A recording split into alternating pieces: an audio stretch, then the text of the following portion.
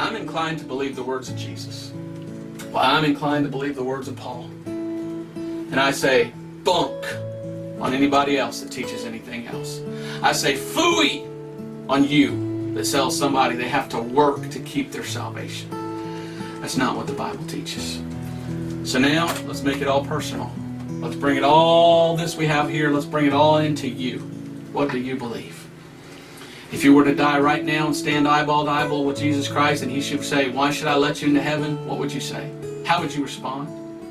Would you say, well, Lord, because I did good stuff and I tried? Is it because your mindset is you think you're helping God save you? So you have to do things to be saved? Bad news, you're lost. You trust in what Jesus did, and that's how you say, how you're saved. But if you trust in what you did,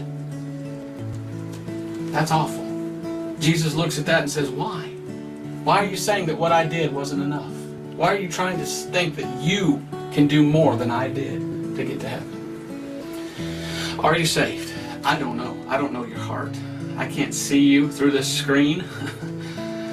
But I know one thing. I know what the Bible teaches. You're either saved by trusting solely upon what Jesus did. Plus nothing, minus nothing. Don't add to the work of Christ. You trust what Jesus did and you're saved. Or you trust in something else and you're lost. And if you're trusting in anything you do to get you to heaven, then someday you'll hear these words. Depart from me, you that work iniquity. I know you not. So are you saved? I hope so. If you're not saved, get saved. Go to thecloudchurch.org, look up past sermons. Start at the bottom, the one with the gospel, and work your way up.